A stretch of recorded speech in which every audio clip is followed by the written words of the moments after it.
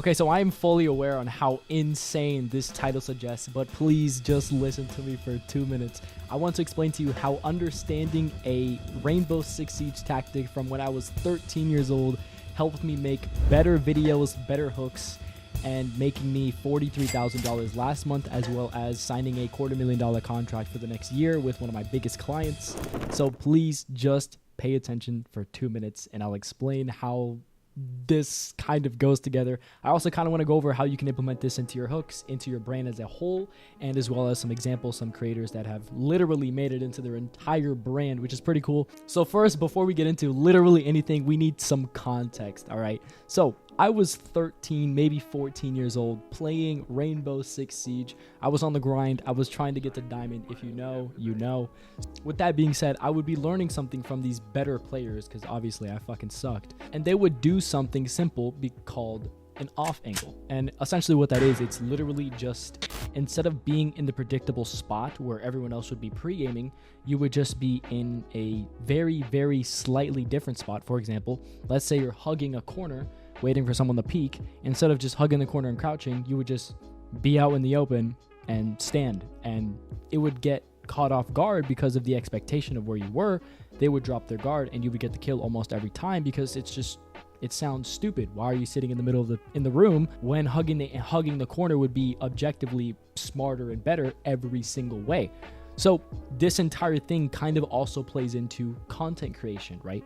Right now we are in an era, all right? Whether you accept it or not, we're in this era of kind of dopamine maxing, optimizing the best hook, the best visuals, the best transitions, whatever capitalizes your attention the most is what we're in right now. We're kind of in an era like that. So like, you know, we have Mr. Beast, that whole thing on, and then everyone's learning from Mr. Beast, the best hooks, how to make the most amount of money. And it makes sense. We want to make some money. They want to make objectively good videos. But when you take in an objectively good video, an objectively good hook, there leaves no room for actual personality.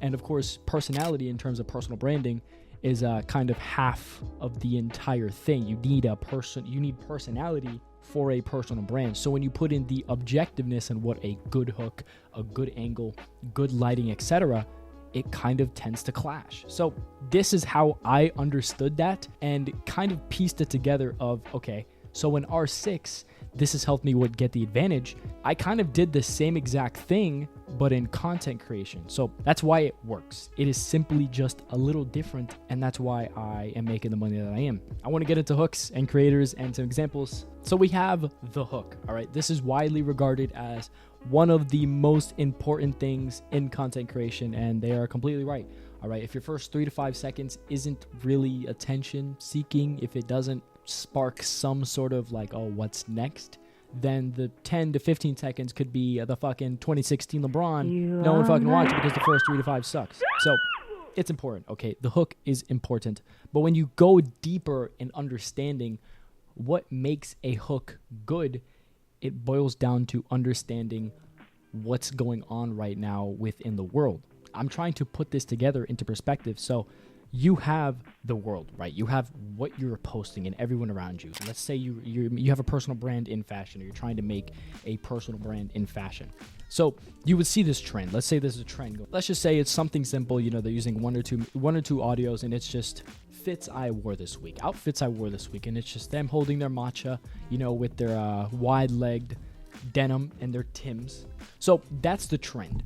A good example of kind of like what an off angle would be, instead of just having the subtext fits I wore this week, it would be something completely the opposite of fits I will never wear again, fits I won't wear for the rest of the year, etc.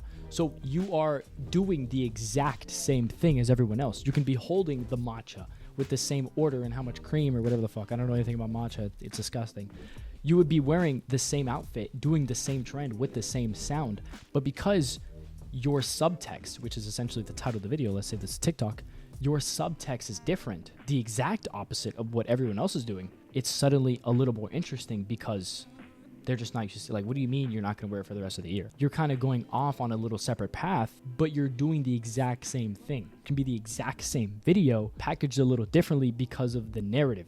And that just immediately makes it more interesting. And that, you know, you probably get some more engagement off of that because, well, Why the fuck would you post a fit that you're never going to wear ever again? As much as I would love to start this video off with a small disclaimer of I'm not trying to hate, this is all inclusive, there's absolutely no hate speech, this is a safe space. My intentions couldn't be farther away from that. If you wear these shoes, I need you to stop immediately. That's like a good example, just, right off the top of my head, of an off angle, how you can implement it into a hook. So the first element of the easiest way to implement it is literally just, I'm going to call it anti-trending, even though you're still going with the trend. You're just changing the narrative of how you package it completely 180 degrees. And of course, there's more elements that goes into it. It can't only be a 180 degrees. It can be another, it's slightly different, trailing off the road. And that's kind of just where you have to play around with it. How far can you steer away from the path and the trend before it starts to become unrecognizable? Just too weird, too far from the trend. All right, so that was just like a technical, mechanical content type of, short term. You'll see the results pretty quickly, or, if not within a few posts of trying to off angle it. So now I want to give you an example of an entire creator that has kind of made and developed an entire brand. The biggest example, Togi. God, that's fucking it, people. Oh no. Everyone wants to feel like a good person. Everyone wants to feel healthy. Like they're, preaching goodness and positivity and, all the Christian type of motives. But Togi, not to say that he's not a Christian, I'm not speaking on his behalf at all. I'm saying he just does whatever, I can't say it on YouTube, but, he does the white stuff. He does a lot of steroids, and then he gambles. And I think he dropped out of college. I'm not really sure. So he did literally everything that quite literally anyone before you, above you, like your parents, all your idols, or all the people that look up to you, all the people who are above you, he's done literally the exact opposite of what the cookie cutter good things you should do as a kid or whatever growing up. So he has turned this entire thing and portraying it into his content or his personal brand into millions of dollars because, a guy that does the white stuff, does steroids, and gambles for an income, who also dropped out of college. You can say what you want.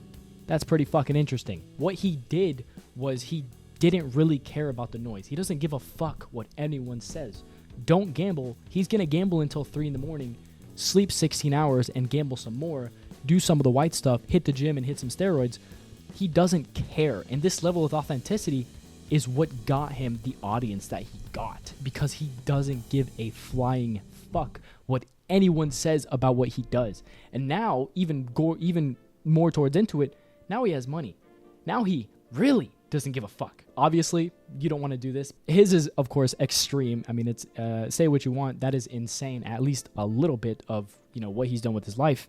And I actually heard that he was in the hospital something semi-recently. I hope he's doing better. This is what makes an audience. This type of thing, this authenticity element is what makes an audience. If they feel like they know you, that means they trust you.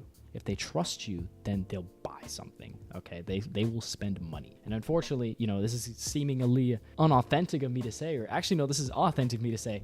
We're trying to make some money, all right? Yeah, posting's cool. It's fun to record, etc. But everyone is an artist until the fucking rent is due, okay? So yeah, that's like a bigger example off the top of my head of the authenticity and the off-angling on a bigger approach. Now I kind of want to give you some exercises or some things to think about, some things to look for when you're looking for inspiration or seeing video ideas. So obviously kind of incorporating this type of off-angle thing, you're not supposed to force it. This isn't something that you force, but it is something that you can articulate slightly. All right, so if let's say you're just participating in a trend, this is one thing that I would look for. So some things that I would look for is just see what everyone else is doing. Write down, like on a little thing, trends that are going on or themes that you would see, common themes. Let's just say if you're in the cooking niche. So let's say you're in the cooking niche and people do recipes, there's usually a lot of gym rats. That's a big one. What are some common themes that you see going on in your space? Like I said, the cooking, if you see a sort of editing style or a sort of shooting style or just a theme, write down the themes that you see everyone else doing, and then write down, how can I be different? But not too different. You still want to be somewhat in the herd, just not too far to when you are unrecognizable. You want it to feel like a fresh breath of air. So write down minuscule changes that you can do, and you can play around with it. I would experiment. I would just see how far you can go into your content before it starts becoming unrecognizable. Change one thing, either change a sort of shot or a type of lighting, or you can go down further into it, into the transitions, into the editing style. You would keep doing this and writing down what everyone else is doing in the themes, and you would keep changing one by bit by bit by bit by bit by bit until you find your angle, and you find your angle, your style. This is what you want to do. This should be your ultimate goal in content creation and personal branding, to find your angle. What do people want to see and hear from you the most that aligns with your personality and your morals and your values? So another way that you can try to do your little off angle in your approach, I would write down stuff about my personality, because chances are, okay, on social media, who is like you? No one. No one has the same personality of you. No one has the same beliefs. No one dresses the same. No one thinks the same. You are different than everyone else. The only thing that shows is what you need to show. So you need to show your personality to the internet. And then you would do the characteristics. You would go through all the characteristics. Am I energetic? If I had to assign myself a color, what would it be? What blocks, type of blocks? When I say blocks, I mean the language. The language as in what it makes people feel. Either it's energized, either it's, really motivated, really heartwarming, etc. Find that angle and implement your personality into it. So for me, I'm pretty straight up. I'm a very straight up dude. I like to get to the point like that as soon as possible. Somewhat no filter. Obviously on YouTube, I'm going to have a little bit of a filter, but in real life, I'm no filter. I kind of just say whatever the fuck I want. If I want to curse, I say what I want, etc. So incorporating this into the content, I literally am just super straight up and just add just a few things, because I feel like my personality, the way that I speak, the way that I kind of am out of pocket sometimes, this is what people will come for while I'm articulating, while I'm trying to teach, while I'm trying to show what I'm trying to show. This is my angle, and I've understood this. I've gotten this because this is what has worked for me. This is what has made me the money, and this type of format, this type of style, this type of kind of semi-raw, semi-edited hybrid has what has given me the results. That's what curated the type of energy, the type of style, the type of language for me to make videos. So yeah, that's how I would implement it. That's how I feel you can, write down on a notepad those two things. I hope this video helped. I hope I gave you some outlooks. This is my first educational video. Let me know what you thought. Let me know how I did. I'm trying to improve, okay? I'm not the best at teaching. I'm trying to be better at teaching. So let me know. I hope I helped. I hope you have a good day. And please get something done today. Have a good one.